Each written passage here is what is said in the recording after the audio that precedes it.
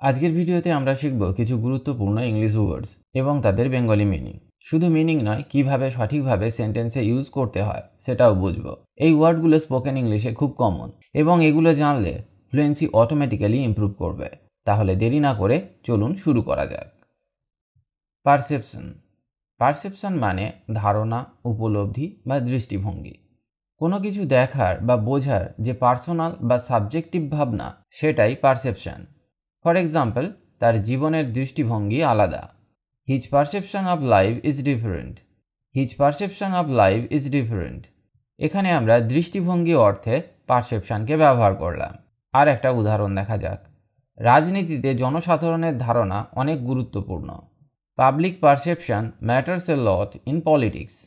Public perception matters A lot in politics. এখানে ধারণা অর্থে পারসেপশনকে ব্যবহার করা হলো। পরের শব্দটা শেখা যাক। কনসিডার। কনসিডার মানে বিবেচনা করা, ভেবে দেখা বা মনে করা। কোনো কিছু ডিসিশন নেওয়ার আগে ডিপলি ভাবা, কাউকে বা কিছু মনে করা মানেই কনসিডার করা। ফর এক্সাম্পল, আমি তোমার পরামর্শ বিবেচনা করব। I will consider your suggestion. I will consider your suggestion. এখানে বিবেচনা করা অর্থে আমরা কনসিডারকে ব্যবহার করলাম। আর একটা উদাহরণ দেখা যাক। তাকে একজন ভালো শিক্ষক হিসাবে গণ্য করা হয়। She is considered a good teacher. She is considered a good teacher. In fact. In fact মানে আসলে, বাস্তবে বা প্রকৃতপক্ষে। কোনো কিছু স্ট্রং ওয়েতে বা রিয়েলিটি এক্সপ্লেন করতে ইনফ্যাক্টকে ইউজ করা হয়। যেমন, সে সিরিয়াস দেখায় কিন্তু আসলে সে খুব মজার।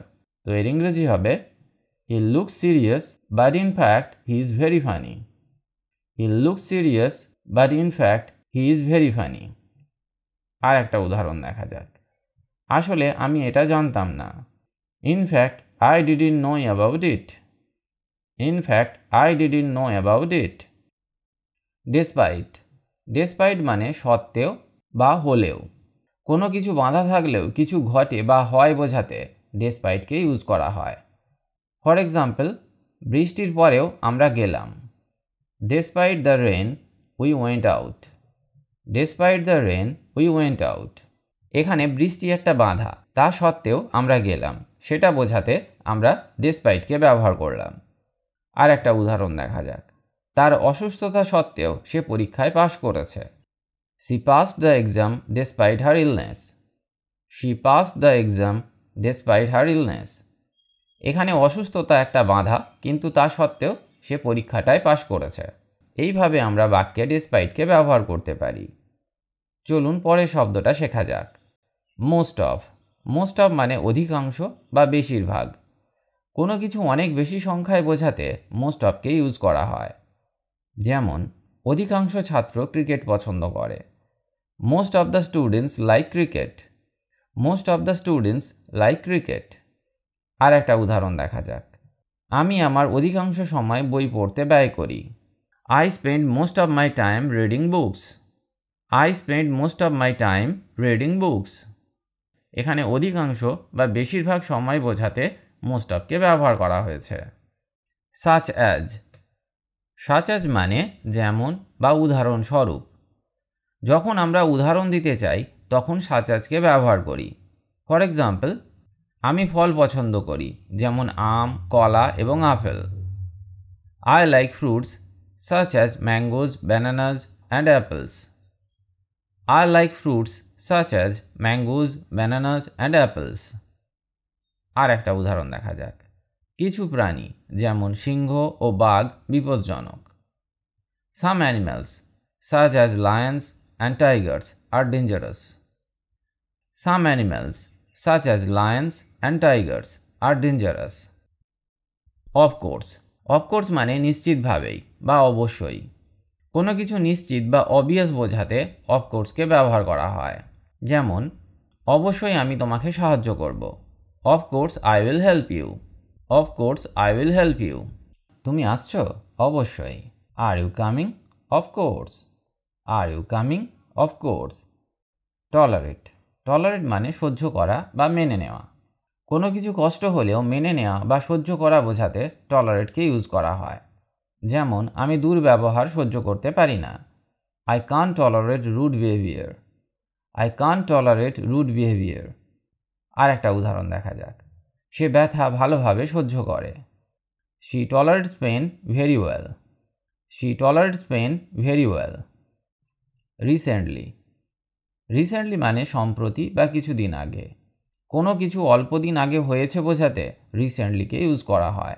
যেমন আমি সম্প্রতি আমার শহরে গিয়েছিলাম, মানে আমি কিছুদিন আগে আমার শহরে গিয়েছিলাম। I recently visited my hometown.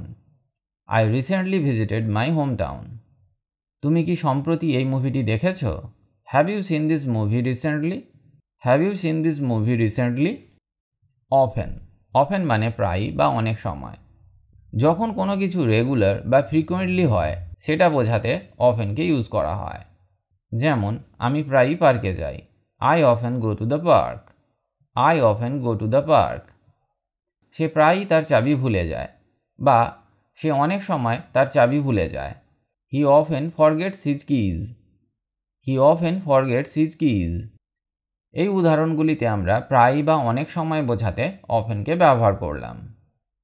Bound. Bound মানে বাধ্য, আবদ্ধ বা নিশ্চিতভাবে কিছু করা হবে এমন। যখন কিছু ন্যাচারালি এক্সপেক্টেড বা ফিক্সড হয় তখন বাউন্ডকে ইউজ করা হয়। যেমন তুমি পরিশ্রম করলে নিশ্চিতভাবে সফল হবে। You are bound to succeed if you work hard. You are bound to succeed if you work hard. ট্রেনটি কলকাতাগামী। The train is bound for Kolkata. The train is bound for Kolkata মানে ট্রেনটি নিশ্চিতভাবে কলকাতার দিকে যাবে। এইসব ক্ষেত্রে আমরা বাউন্ডকে ব্যবহার করতে পারি। পেশেন্স। পেশেন্স মানে ধৈর্য বা সহনশীলতা। কোনো কিছু দীর্ঘ সময় ধরে শান্তভাবে অপেক্ষা করতে পারাকে পেশেন্স বলে। যেমন নতুন কিছু শেখার জন্য ধৈর্য দরকার। You need patience to learn a new skill. You need to patience to learn a new skill. সে তার ধৈর্য হারিয়েছে। She lost her patience. She lost her patience. Instead of. Instead of মানে পরিবর্তে বা বদলে। কোনো কিছুর পরিবর্তে কিছু করা বোঝাতে instead of কে ইউজ করা হয়। যেমন সোডার পরিবর্তে জল পান করো। Drink water instead of soda.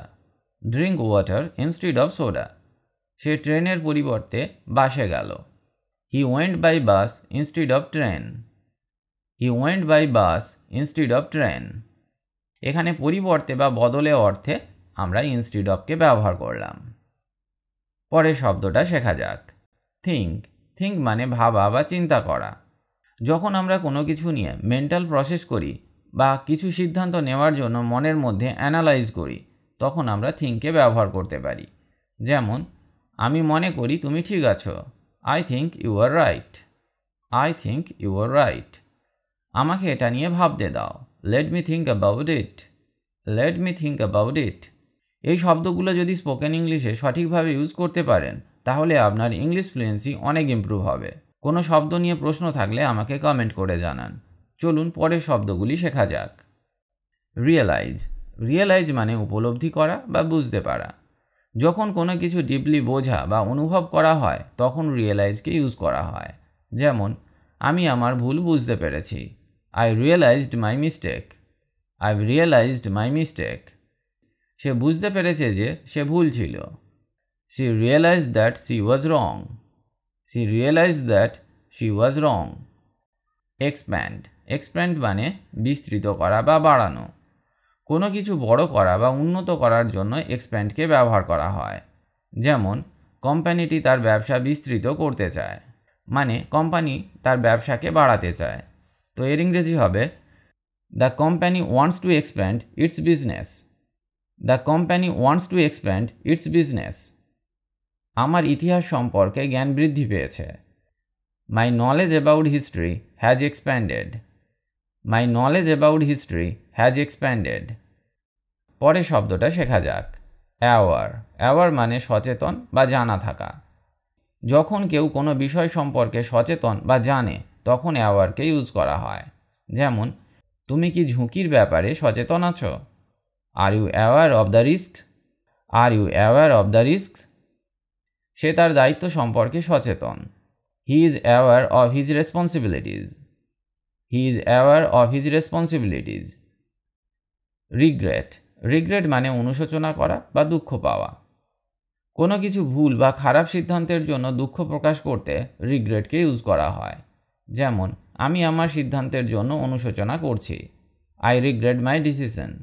I regret my decision. সে বেশি না পড়ার জন্য অনুশোচনা করছে। She regrets not studying harder. She regrets not studying harder. Confirm, confirm মানে নিশ্চিত করা বা নিশ্চিত হওয়া। কোনো কিছু সত্য বা সঠিক তা যাচাই করতে কনফার্মকে ইউজ করা হয়। যেমন, তুমি কি অ্যাপয়েন্টমেন্ট নিশ্চিত করতে পারবে? Can you confirm the appointment? Can you confirm the appointment? Police খবরটি নিশ্চিত করেছে। The news was confirmed by the police. The news was confirmed by the police. Rely on, rely on মানে নির্ভর করা বা ভরসা করা। কারোর ওপর বিশ্বাস বা নির্ভর করার জন্য রিলাই অনকে ব্যবহার করা হয়। যেমন, তুমি আমার ওপর নির্ভর করতে পারো। You can rely on me. You can rely on me মানে তুমি আমার ওপর ভরসা করতে পারো। সে তার বাবা মায়ের ওপর নির্ভর করে। He relies on his parents for support. He relies on his parents for support. Struggle, struggle মানে সংগ্রাম করা বা কষ্ট করা। কোনো কঠিন কাজ করতে কষ্ট হলে স্ট্রাগলকে ইউজ করা হয়। যেমন, সে চাকরি খুঁজতে কষ্ট করছে। He is struggling to find a job. He is struggling to find a job. সে তার পড়াশোনা শেষ করতে সংগ্রাম করেছে। She struggle to complete her studies. She struggle to complete her studies. Achieve, achieve মানে অর্জন করা বা সফল হওয়া। কোনো লক্ষ্য বা সফলতা পাওয়া বোঝাতে অ্যাচিভকে ব্যবহার করা হয়। যেমন, সে ডাক্তার হওয়ার স্বপ্ন অর্জন করেছে। He achieved his dream of becoming a doctor. He achieved his dream of becoming a doctor. সফলতা অর্জনের জন্য কঠোর পরিশ্রম দরকার। Hard work is necessary to achieve success. Hard work is necessary to achieve success. Interrupt, interrupt মানে বিরক্ত করা বা থামিয়ে দেওয়া। যখন কেউ কথা বলার সময় বাধা দেয় তখন ইন্টারাপ্টকে ইউজ করা হয়। যেমন আমি কথা বলার সময় আমাকে বিরক্ত করো না। Don't interrupt me while I am speaking. Don't interrupt me while I am speaking. আর একটা উদাহরণ দেখা যাক। একটি ফোন কলের কারণে মিটিং বন্ধ হয়ে যায়। The meeting was interrupted by a phone call. The meeting was interrupted by a phone call. Maintain, maintain মানে সংরক্ষণ করা বা বজায় রাখা। কোনো কিছু ঠিক রাখা বা চালিয়ে যাওয়ার জন্য মেনটেনকে ইউজ করা হয়। যেমন, তোমার স্বাস্থ্যকর খাদ্যাভ্যাস বজায় রাখা উচিত। You should maintain a healthy diet. You should maintain a healthy diet. শৃঙ্খলা বজায় রাখা কঠিন। It is difficult to maintain discipline. It is difficult to maintain discipline. তাহলে আমরা দেখলাম সংরক্ষণ করা বা বজায় রাখা অর্থে কিভাবে মেনটেনকে ব্যবহার করা হয়।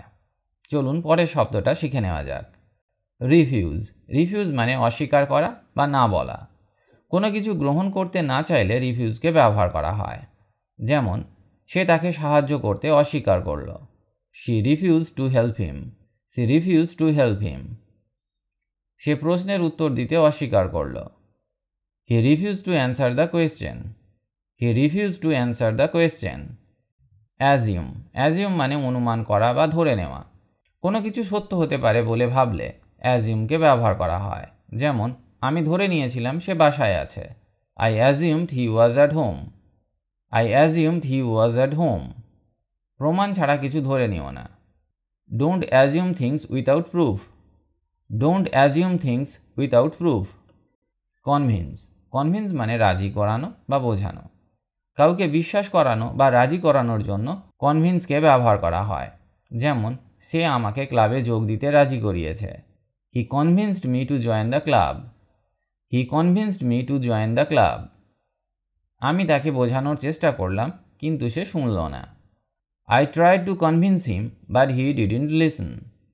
I tried to convince him but he didn't listen.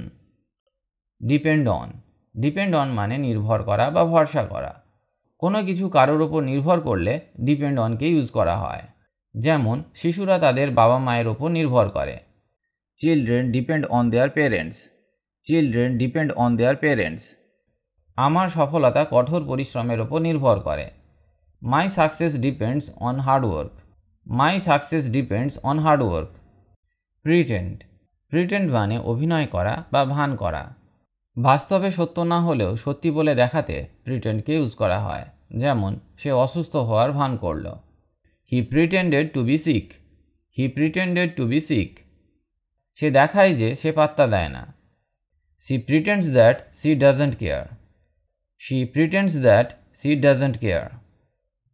এই শব্দগুলো আপনার স্পোকেন ইংলিশে ইউজ করলে আপনার ফ্লুয়েন্সি আরও ইমপ্রুভ হবে। আরও শব্দের দরকার হলে আমাকে কমেন্ট করে জানান।